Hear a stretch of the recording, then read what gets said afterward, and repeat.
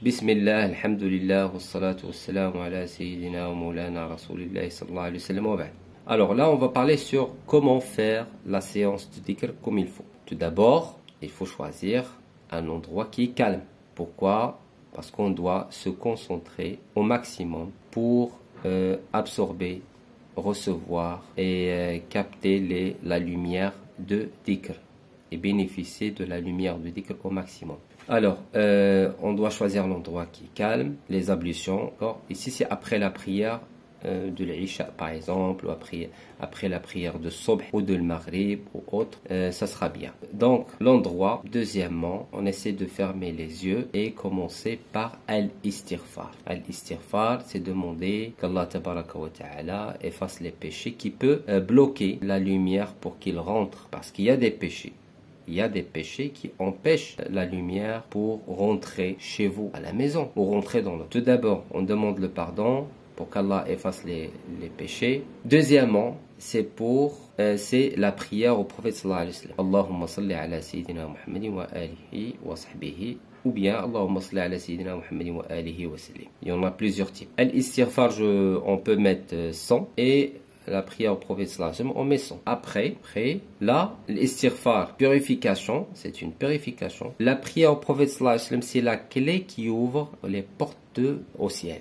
C'est la clé d'acceptation de nos invocations, de notre dhikr et tout. Après la prière du prophète sallallahu alayhi wa sallam, on passe au dhikr du niveau. Ça veut dire si on est au premier niveau pour la guérison, on fait le dhikr de la guérison.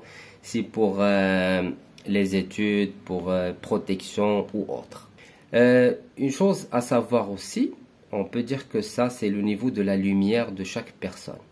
J'ai mis l'exemple de 3 personnes. Quelqu'un qui a un tout petit peu diamètre de la lumière, elle est même pas, ça dépasse même pas le corps. Ça veut dire que le djinn, il est capable de voir votre niveau de la lumière. Lorsque quelqu'un il a un peu de lumière, facilement être attaqué par la sorcellerie, par le mauvais œil jalousie, par les djinns, par les sorcières, tout le monde peut les attaquer. Le monde invisible et les visibles.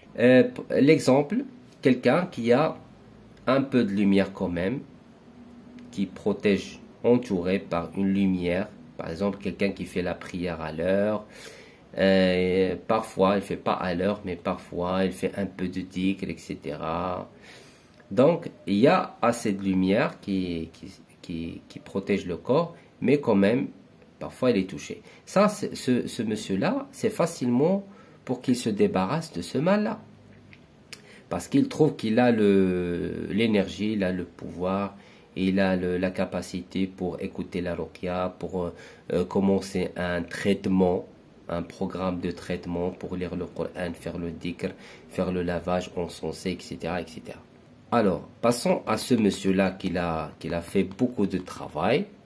Ça veut dire il a pris le temps pour faire le dhikr, pour se débarrasser. Ça veut dire il a suivi le chemin comme il faut, jusqu'à ce qu'il arrive à ce niveau-là. Le diamètre, ou bien le cercle de la lumière, regardez comment. Ça veut dire ici, on peut dire que ici, il peut supporter même sa famille, les enfants, les amis, les collègues, etc., le travail, son business, les clients, tout.